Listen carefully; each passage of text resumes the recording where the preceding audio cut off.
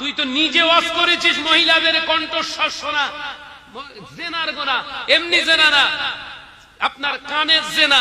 তুই যে কেলো মোল্লা ওয়াজ করলি, আর তুই আজকে করতেছিস কি? তোর কোরআন হাদিস, তোর কোরআন হাদিস। ভাই আমি কি ফিতনা ছড়াচ্ছি বলে মনে হয়? আমার নেই, আমি শাহনাজ ব্যক্তি ভালোবাসি না, কিন্তু শরিয়ত জবাই করলে এখানে উসুলি মতবিরোধ। কোরআন হাদিসের নাসালকে কাটছো, ছাড় নেই তোমাদের। এই কথা বলছেন না কেন? সামনে দাদা হুজুর, দাদা হুজুর। হ্যাঁ, মুফতি সাহেব কবে কোন জলসায় কোথায় বলেছে, কোথায় বলেছিলেন আমিও জানি না। বলো কোন এক মজলিসে মুফতি সাহেব বলেছেন, যা বলেছেন ঠিক বলেছেন। মুফতি সাহেব বলেছেন নারীর কণ্ঠের আওয়াজ ও পর্দা। এই ভুল বলেছেন না ঠিক বলেছেন? ঠিক বলেছেন না? ঠিক বলেছেন জি। সেইটারে তুলে ধরে এখন মুফতি সাহেবের বিরুদ্ধে নানান ফতোয়াবাজি চলতেছে।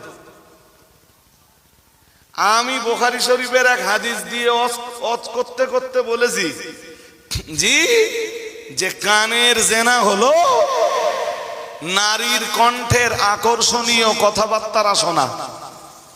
এ তো বুখারীর হাদিসে আছে। কোথায় আছে? এ আমার কথা না রাসূলের কথা? জোর করে বলে না, রাসূলের কথা জি। এ বলবো না, বাদ দেবো? বলতে হবে তো, বলতে হবে তো, বলতে হবে না? আমার সে কথা টেনে এনে আর মুফতি সাহেবের সেই কথাটারে টেনে এনে দুটোরে এক জায়গায় করেছে, এক জায়গায় করে এবারে বলছে তোমরাই ফতোয়া দিলে নারীর কণ্ঠের আওয়াজ কি পর্দা, তোমরাই ফতোয়া দিলে নারীর কণ্ঠের আওয়াজ শুনলে জেনার গুনাহ হয়, জেনার গুনাহ হয়। আর তোমরা এখন কি করতেছো? এমালের কসক আর এক চোখে দেখতে হবে তো। হ্যাঁ না বলবেন তো? আর এক চোখে দেখতে হবে তো। যদি বলেন হুজুর কি দেখতে হবে, মুফতি সাহেব এসে গেছেন, আমার আর বলবার অধিকারও নেই। না বলেন বলেন বললি হয়? শোনেন এই শেষ কথাটা বলি, শেষ কথাটা বলি। এদের এক চোখ অন্ধ কেন বলেছি?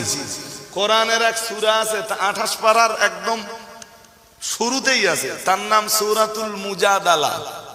কি নাম? কথা কয় না, তা কি করে বোঝাবো? কি নাম? তার নাম সূরাতুল মুজাদালা। মুজাদালা মানে কি জানেন? পারস্পরিক কথোপকথন অথবা কথা কাটাকাটি করা, কথা বাগ বিতান্ডা করা।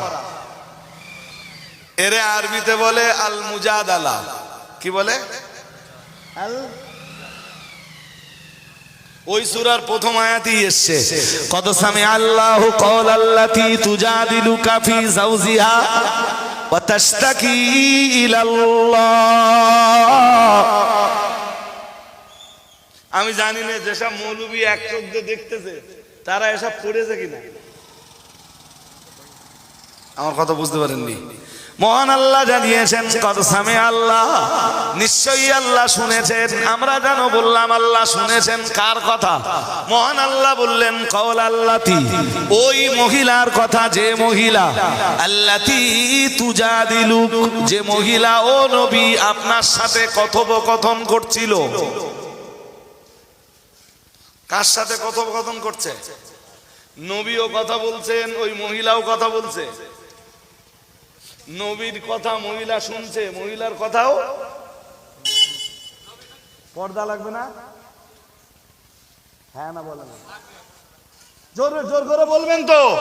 কোন ছেলে যদি রাত্রের বেলায় 3 ঘন্টা ধরে কোন নারীর সঙ্গে প্রেম আলাপ করে, আকর্ষণীয় কথাবার্তা বলে, আমি সেটারে জেনার গোনা বলবো না? বলবো না?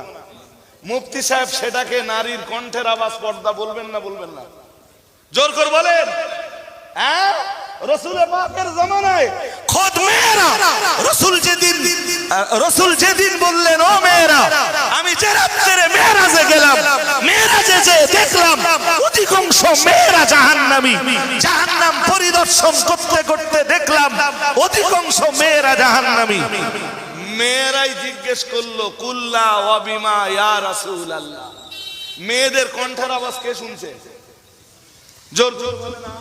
তো জানার জন্য, শিক্ষা অর্জনের জন্য, জ্ঞান অর্জনের জন্য, ইলম অর্জনের জন্য নারীর মানে পুরুষের সঙ্গে কথা বলার অধিকার আছে না নেই? হ্যাঁ, খোদ মেয়েরাই কথা বলছে কুল্লা ওয়া বিমা ইয়া রাসূলুল্লাহ। হুজুর মেয়েরা এত জাহান্নামী কেন? তাদের পাপ কি? তো রাসূল পাপগুলো মেয়েদের আবার পরে বলে দিলেন। সুবহানাল্লাহ বলতে পারেন না? তাহলে যে মৌলবী আমার সেদিনের বক্তব্য আর মুফতি সাহেবের সেদিনের বক্তব্যকে নিয়ে আজকের বাজার গরম করতে চাইছে, এই মৌলবীর এক চোখ না দুই চোখ? আর মানে এক চোখ কার হয়? জোর জোর বলেন, বুঝতে অসুবিধা